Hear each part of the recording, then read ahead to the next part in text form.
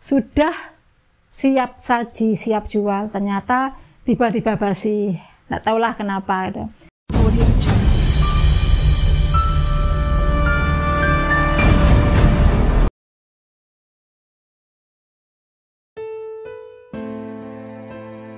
Assalamualaikum warahmatullahi wabarakatuh. Perkenalkan, nama saya Ibu Anis Listiono. Saya biasa dipanggil dengan sebutan Ibu Anis. Saya seorang ibu rumah tangga yang memiliki 2 putra dan 1 putri. Selain seorang ibu rumah tangga, saya juga memiliki usaha Tonde Cemara, kebetulan di wisata Pantai Cemara, Kota Tuban. Saya dilahirkan di Kota Jombang, Jawa Timur. Suami saya orang Lamongan dan saya sekarang bertempat tinggal di Tuban, Jawa Timur. Awal bisnis saya dimulai akhir tahun 2015, berawal dari bekal anak sekolah. Bermula dari bekal anak sekolah karena kebab ini waktu itu di tahun itu kan harga sangat mahal. Akhirnya saya dengan cara membeli bahan di Surabaya, saya masak sendiri, plating sendiri, bawa bekal anak sekolah. Nah, di sekolah inilah anak saya ini dimintai teman-temannya untuk membeli barang kebab itu tadi. Namun akhirnya sekali, 2 kali, sehari 2 hari kok banyak yang meminta. Akhirnya anak saya bilang ke saya gini, "Mas, seandainya kebab ini saya titipkan di kantin seperti apa, gimana, boleh enggak?" gitu loh. Akhirnya oke lah, daripada temanmu beli di kamu, lebih baik beli di kantin gitu loh.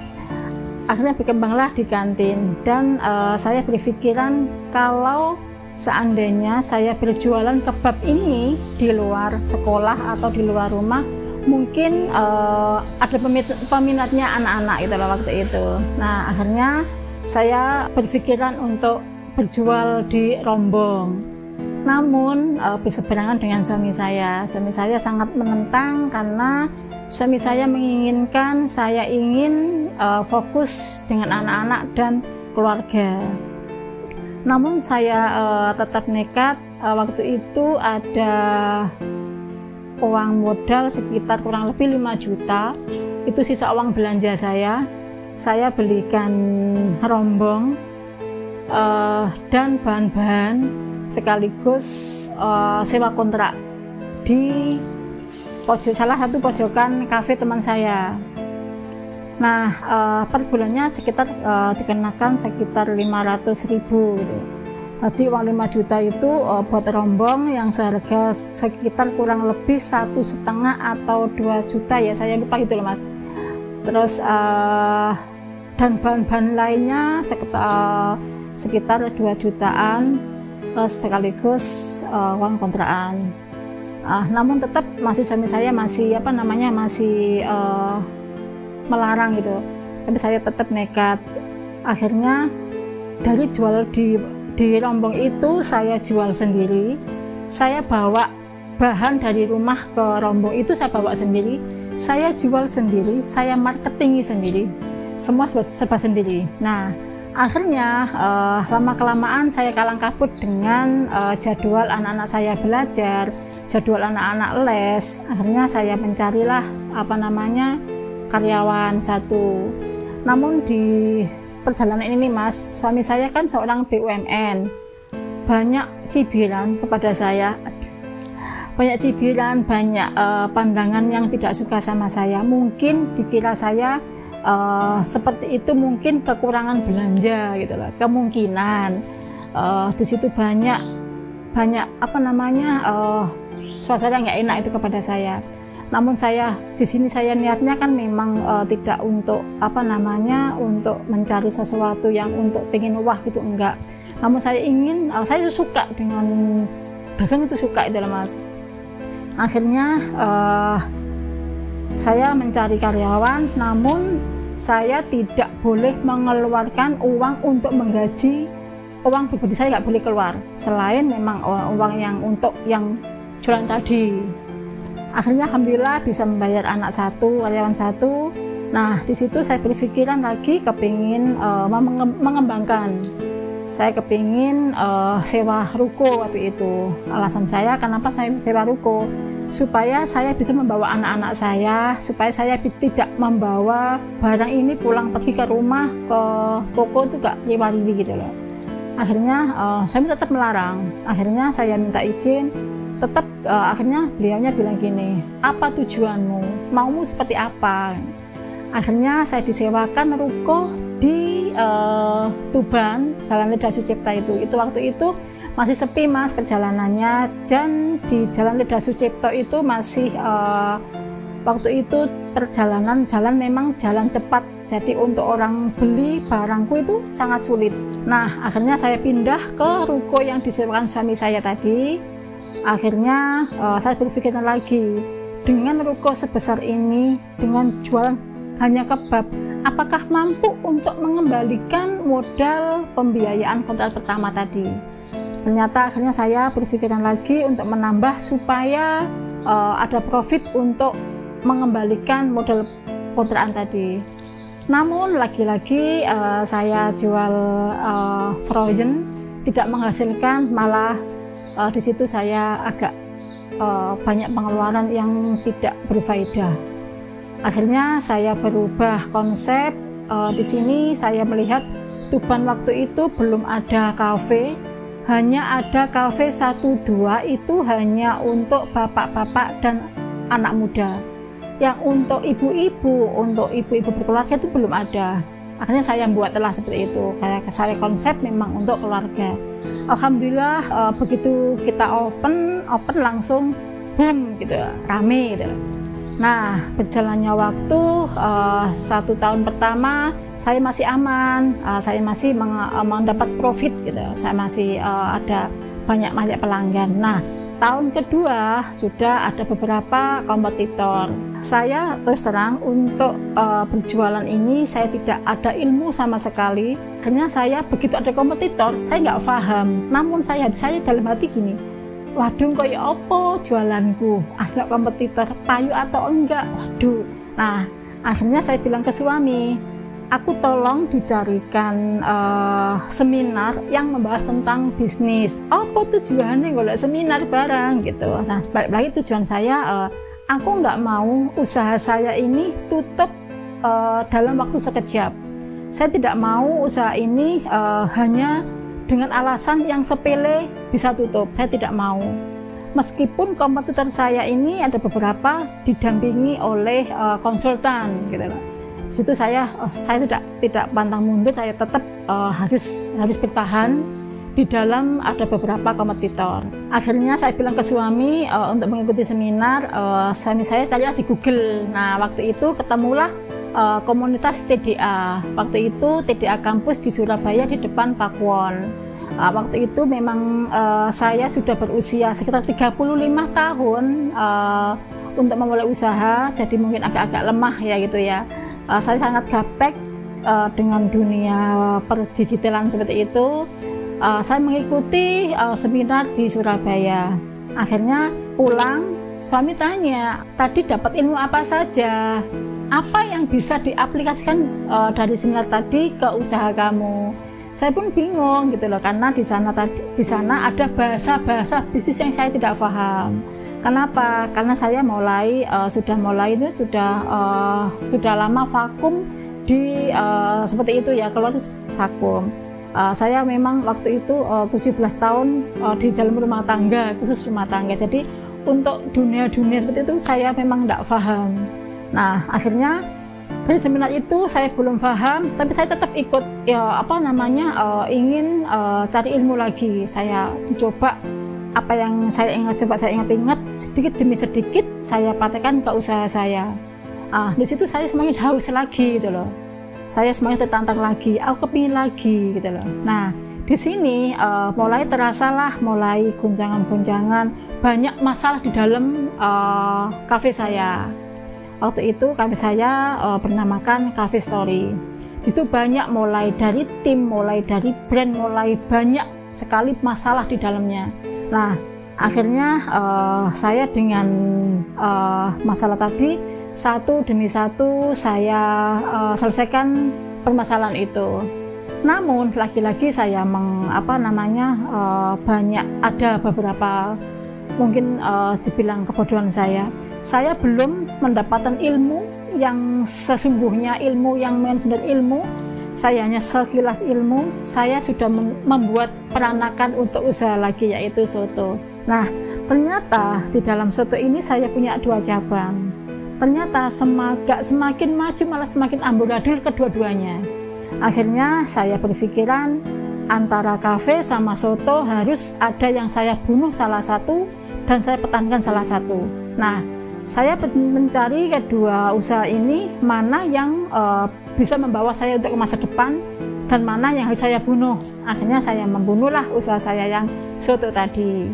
Nah, saya akhirnya fokus di cafe story tadi. Nah, akhirnya fokus cafe story, mulailah yang tadi awalnya turun karena saya tidak fokus di cafe, saya fokus di soto, cafe saya turun, akhirnya saya balik lagi ke cafe dan mengalami kenaikan. Nah, di situ saya bedah apa sih kesalahan-kesalahan saya, apa sih yang dilakukan cafe story kemarin sehingga menurun. Nah, disitulah saya bertahap akhirnya menemukan dari mulai banyak tim yang mulai jebol dapur, keluar semua. Itu Masya Allah rasanya, ya Allah. Akhirnya dari situ saya ikhlaskan, udah saya harus cari tim lagi yang lebih saya bina, yang bisa saya bimbing lagi.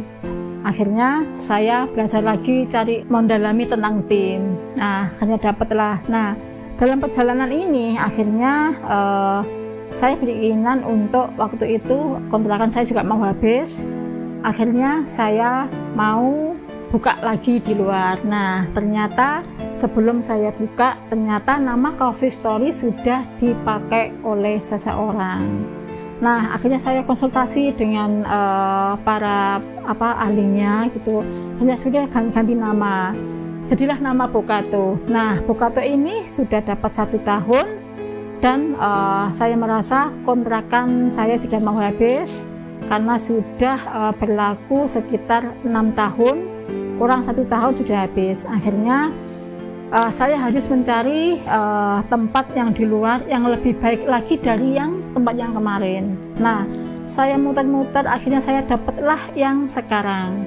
Waktu itu saya terus terang untuk biayanya saya merasa tidak ada biaya karena di sini di dekat pantai yang memang yang saya cari gitu loh.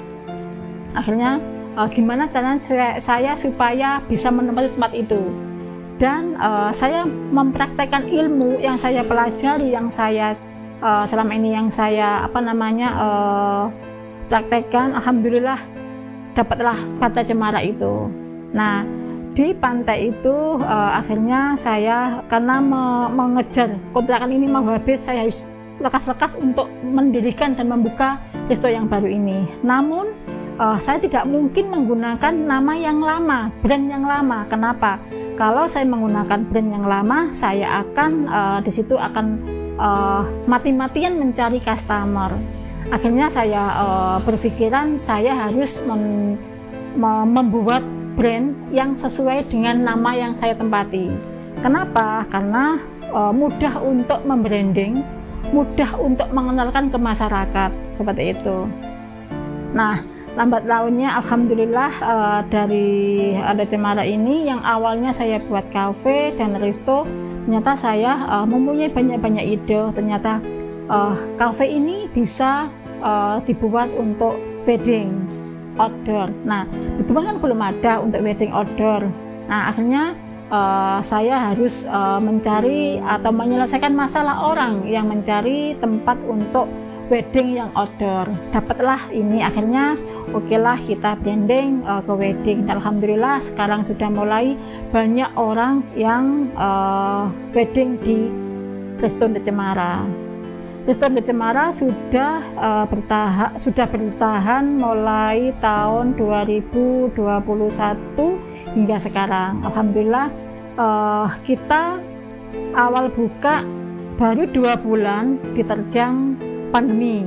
Nah, disitulah kami sebagai owner, saya sebagai pimpinan harus mencari solusi kepada tim kami supaya tim kami tetap bertahan sampai pandemi itu selesai. Alhamdulillah kami bisa menyelesaikan masalah-masalah untuk membantu tim kami, karena saya merasa tim kamilah yang membantu kami, tim kami yang sangat semangat, yang sangat support saya waktu itu, karena memang pandemi tidak ada customer masuk, tapi mereka tetap mendampingi dan tetap menyupport, membantu gimana supaya customer bisa ke sini dengan cara aman, tanpa beliau ini yang customer ini merasakan atau takut dengan COVID. Jatuh bangunnya di usaha yang saya alami adalah di saat tim itu keluar.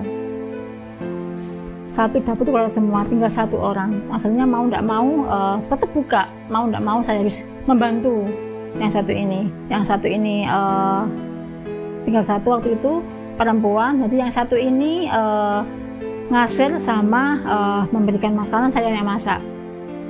Karena memang saya tidak punya pikiran tutup, enggak, saya tetap buka meskipun itu ada kendala, tidak ada karyawan. Akhirnya saya dari situ mencari karyawan, alhamdulillah dapat dan bisa normal kembali. Nah, kalau di soto itu pernah dijual soto, kita di event waktu itu ada expo di Tuban besar dan jual soto sudah siap saji, siap jual, ternyata tiba-tiba basi, nggak tahulah kenapa itu. Namun alhamdulillah dari customer yang tadi antri mau membeli soto dengan berubah rasa yang baru, rasa yang sudah siap jual ternyata basi dan berganti rasa jadi lodeh. Akhirnya menyadari mereka, ternyata seperti ini gitu loh. Dan modal segitu banyaknya kebuang sia-sia. Akhirnya bukan berarti saya tutup, tidak, saya memasak lagi untuk saya jual. Baik lagi, mungkin ini ikhtiar saya masih kurang, kepasan saya masih kurang juga sama yang di atas. Dari mulai usaha, mulai akhir tahun 2015 hingga sekarang banyak sekali mengalami kendala-kendala yang sangat surprise buat saya, yang tidak terduga. Dari mulai masalah-masalah yang sangat surprise tadi dan perjalanan yang penuh liku-liku bagi saya, dan terbentuklah Resto De Cemara. Di situ suami saya mulai mensupport, mulai memberi restu. Disitulah saya merasakan kelapangan untuk menjemput rezeki saya. Membimbing tim pun juga lebih dimudahkan, mencari ilmu seperti apapun lebih dimudahkan. Karena apa? Kayak kemarin saya pergi ke Jakarta 4 hari, suami saya meridhoi, suami saya mengizinkan, saya menerima ilmu pun dengan mudah dan saya terapkan di resto pun juga sangat pas seperti itu. Makna sukses buat saya adalah kita sudah memperbaiki kesalahan-kesalahan yang kemarin kita lakukan, kita alami. Sekarang lebih baik lagi, itu sudah menurut saya sudah salah satu sukses. Dan ridho suami, keikhlasan anak-anak, itu juga salah satu kesuksesan saya. Menunjukkan impian-impian saya, bisa menunjukkan ke suami bahwa insya Allah saya bisa dan komitmen dalam bisnis saya.